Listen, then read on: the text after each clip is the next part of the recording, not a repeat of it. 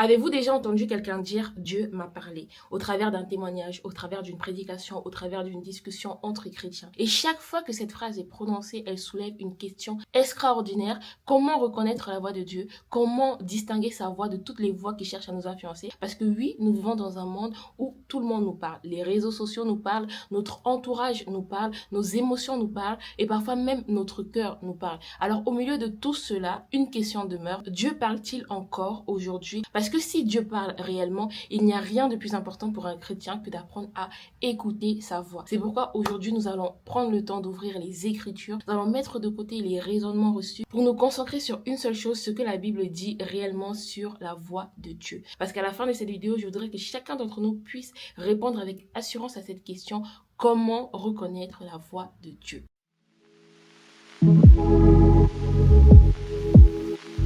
Pour que la vidéo soit vraiment compréhensible par un grand nombre, par tous, ce que j'ai fait, c'est que j'ai segmenté la vidéo en points importants.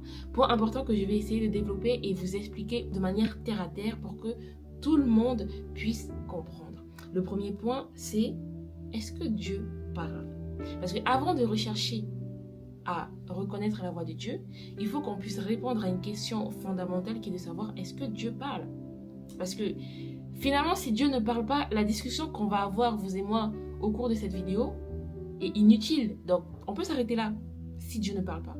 Et pour cela, quoi de mieux que se référencer à la Bible, tout simplement. Lorsque nous ouvrons la Bible, la première page, on n'a pas besoin de chercher loin. La première page de la Bible nous dit quoi? Genèse 1, au verset 3. Dieu dit qu'il y ait la lumière et la lumière fut. Donc Dieu parle. Non seulement il parle, et sa voix, sa parole met les choses en mouvement. Dieu dit que la lumière soit et la lumière fut. Donc en fait, sa voix, elle porte, sa voix, elle crée. Et lorsque nous lirons plus loin dans la Bible, lorsque nous étudions la Bible en profondeur, nous voyons que Dieu, ce qui est fascinant avec lui, c'est qu'il ne parle pas seulement pour créer. Il parle pour guider. Il parle pour construire, il parle pour corriger, il parle pour avertir, il parle pour consoler, il parle pour enseigner. Vraiment, j'ai noté plein de trucs. Il parle pour guider. Donc, Dieu parle en effet. Vraiment, pour tous les aspects de nos vies, Dieu, il parle. Maintenant, le point important et ce pourquoi on est là, c'est parce que sans doute, si cette vidéo a lieu, c'est parce que tout le monde n'arrive pas à reconnaître la voix de Dieu. Ou soit, on ne l'entend pas. Donc, comment reconnaître sa voix? Comment parle-t-il? Ce qui nous emmène donc au point suivant qui est: comment Dieu parle-t-il aujourd'hui? Parce que c'est important. C'est en sachant comment il parle aujourd'hui qu'on pourra apprendre à reconnaître sa voix, apprendre à l'écouter, apprendre à dialoguer avec lui, surtout aujourd'hui. Ce que moi j'ai tendance à dire, c'est que Dieu, il ne parle pas une langue, mais il parle un langage. Il y a une nuance, c'est pas le français c'est la langue de Dieu, ou l'arabe c'est la langue de Dieu. Non, Dieu il ne parle pas une langue spécifiquement, mais en fait il parle un langage avec certes des codes, mais il parle un langage qui peut être compréhensible par tous, compréhensible par toutes les langues. Donc il ne s'agit pas ici d'une langue. Certaines personnes, lorsqu'ils entendent Dieu m'a parlé, ils s'attendent à vivre ce que Moïse a vécu près du buisson ardent. Sauf que ce n'est pas la seule manière de communiquer de Dieu. On ne peut pas s'attendre uniquement à ce que Dieu parle comme ça. Et la manière avec laquelle Dieu nous parle au quotidien. Parce que quand on dit que Dieu parle, en effet Dieu parle et Dieu parle au quotidien. C'est important. C'est quand même extraordinaire de savoir que notre Dieu nous parle au quotidien. Et la manière avec laquelle Dieu nous parle au quotidien, la Bible. La Bible, c'est la parole de Dieu. En tant que chrétien, c'est ce qu'on sait. Autrement dit, dans la Bible, il y a les choses que Dieu nous a déjà révélées. Ce que Dieu veut pour notre vie, ce que Dieu veut qu'on fasse clairement. Dieu nous donne des instructions, son message, sa parole, c'est la Bible. Donc, lorsqu'on lit la Bible, Dieu nous parle. Certaines personnes s'attendent forcément à recevoir un message en mode « ouvrez les portes, fais ceci ». Mais en fait, le premier moyen par lequel Dieu nous parle, c'est par sa parole. Et sa parole, c'est la Bible. Imagine une personne venir dire « Seigneur, parle-moi. Seigneur, parle-moi. Vraiment, s'il te plaît, dis-moi quelque chose. » Mais la Bible est posée sur la table depuis 3 semaines, tu l'as pas ouverte. C'est d'abord par la Bible que Dieu nous parle. En côtoyant la Bible, tu vas connaître la manière de parler de Dieu. Tu vas connaître le langage de Dieu. C'est un peu comme une lettre. Une lettre que moi je t'agresse, par exemple. Plus tu vas lire la lettre, plus tu vas connaître comment moi je parle, forcément. Mais si tu ne lis pas la Bible, tu ne pourras pas reconnaître, en d'autres termes, la voix de Dieu, même s'il te parle de manière audible, parce que tu n'as pas côtoyé sa parole écrite. Je ne sais pas si vous faites le lien. Vraiment, c'est important de lire la Bible, de côtoyer la Bible, de s'accommoder avec le langage de la Bible, parce que c'est la parole de Dieu, elle est inspirée de Dieu. Ce n'est pas le seul moyen par lequel Dieu nous parle, mais c'est la base. C'est vraiment la base. Pour reconnaître toutes les autres fois où Dieu va te parler, il faut que tu connaisses la Bible au quotidien. Donc ça, c'est le premier point. Dieu nous parle par la Bible. Le deuxième point, pour moi, je pourrais notifier ça en disant Dieu nous parle par son esprit. Et quand je dis Dieu nous parle par son esprit, ça englobe plusieurs volets. C'est son esprit qui vient, qui agit. Son esprit qui vient, qui nous convainc. Son esprit qui vient, qui met en nous une conviction. Dans une situation donnée, je m'explique. Tu vis une situation et il n'y a personne qui t'a donné un conseil sur la situation. Il n'y a personne qui t'a donné un conseil sur comment résoudre la situation. Tu n'as lu nulle part comment résoudre la situation. Mais à l'intérieur de toi, tu as une conviction qui te dit c'est comme ça qu'il faut faire. C'est Dieu qui te parle. Un verset que tu as lu des centaines de fois, des milliers de fois. Un verset que tu as lu vraiment de nombreuses fois va prendre vie dans une situation donnée.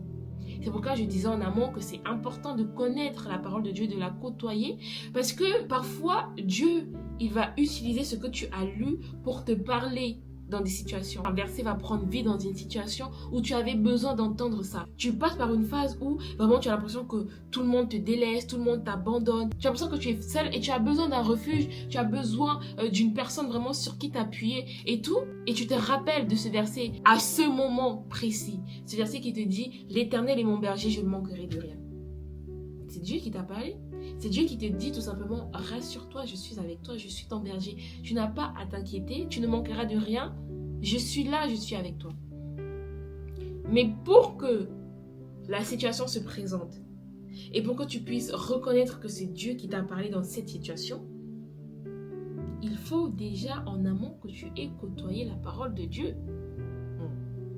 Il parle par des songes, par des visions. Il y a des gens jusqu'à présent qui vivent des visions. Pour faire une petite anecdote, je parlais dernièrement avec une personne qui est en train de me raconter le témoignage d'une personne et qui me disait justement que cette personne a eu des visions, que vraiment cette personne parle à Dieu, que vraiment Dieu parle à cette personne. Et vraiment, cette personne me contait la chose comme quelque chose d'extraordinaire ou vraiment limite allait aduler cette personne-là. Vous savez, la Bible dit que Dieu se laisse trouver par ceux qui le cherchent. C'est Dieu qui peut décider de parler à un tel ou à un tel comme il le veut, comme il le souhaite. C'est pas pour autant que je dois aduler cette personne parce que Dieu lui a donné une vision. Non. La personne m'a dit, ouais, mais est-ce que tu crois que tu es trop digne et tout? C'est pas question de dignité, c'est que Dieu dit. Dieu dit, lorsqu'on vient devant Dieu, ne pas s'attendre à une réponse spécifique.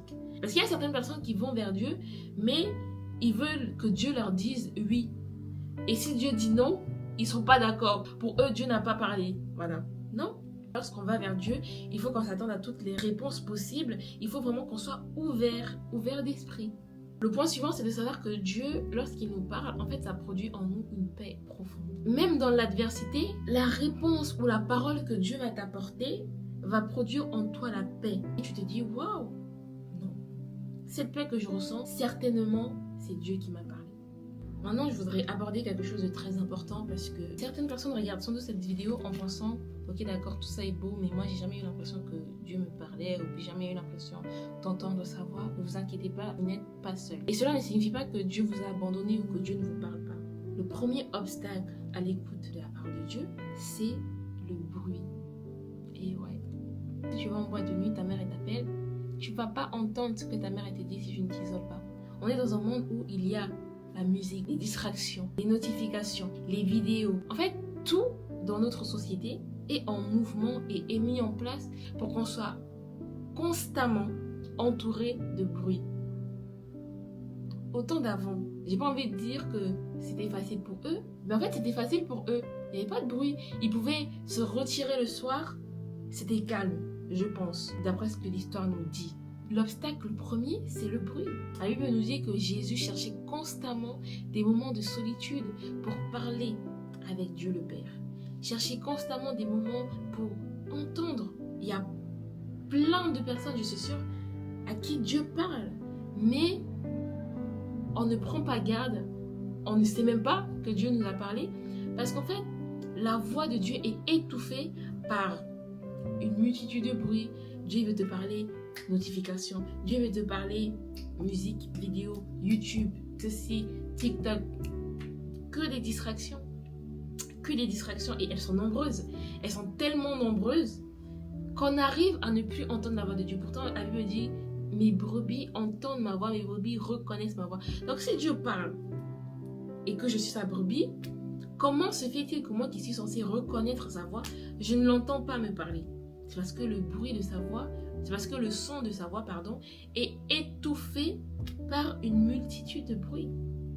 Et c'est pourquoi, à l'image de Jésus, sachant nous mettre parfois en solitude, sachant nous mettre parfois en retrait pour entendre cette voix-là qui vient pour nous guider, cette voix-là qui vient pour nous enseigner, cette voix-là qui vient pour nous avertir parfois. Deuxième obstacle, c'est l'impatience. Je sais que comme ça on dirait pas, hein, mais tu dis Seigneur, moi je veux savoir. En fait, aux examens, qu'est-ce que je peux réviser?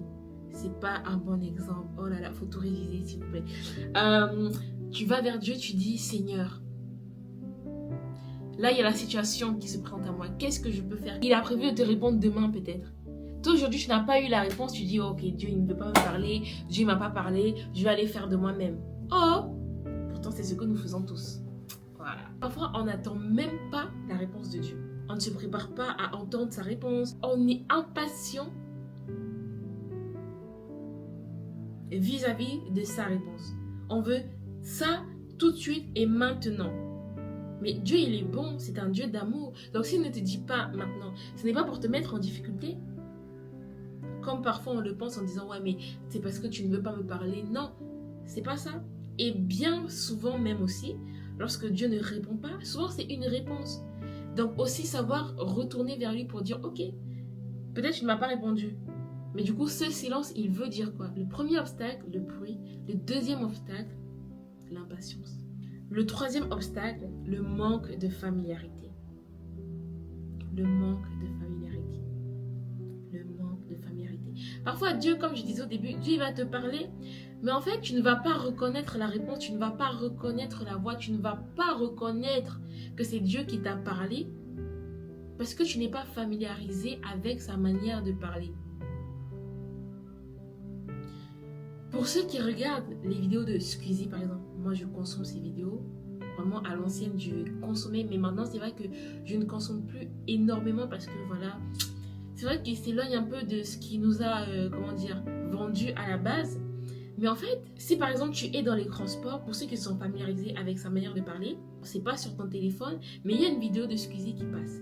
Même si tu ne l'as jamais entendu, même si tu ne l'as jamais écouté, tu n'as jamais vu cette vidéo-là, juste à sa manière de parler, tu sais reconnaître que ça, c'est la vidéo de Squeezie. C'est la même chose. Clinton, pour ceux qui consomment vraiment le contenu de Clinton et tout, à sa voix, même si ce n'est pas sur ton écran que la vidéo passe, tu sais reconnaître que ça, c'est une vidéo de Clinton.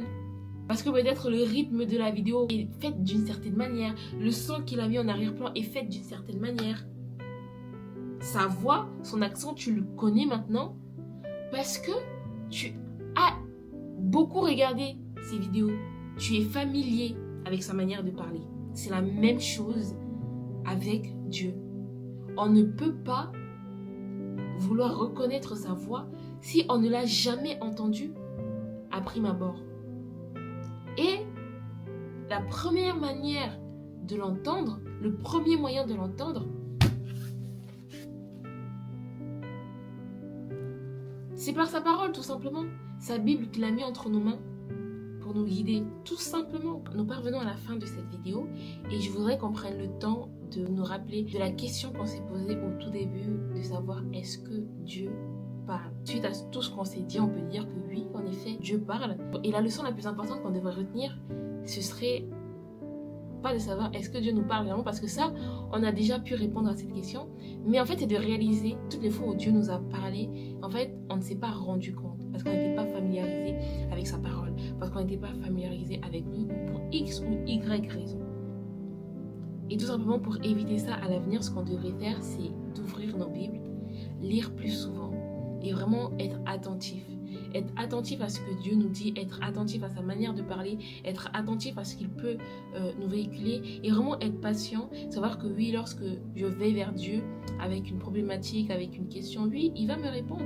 Il va me répondre et savoir discerner cette réponse-là et ne pas se dire que moi, je veux ça maintenant, mon temps, c'est mon temps.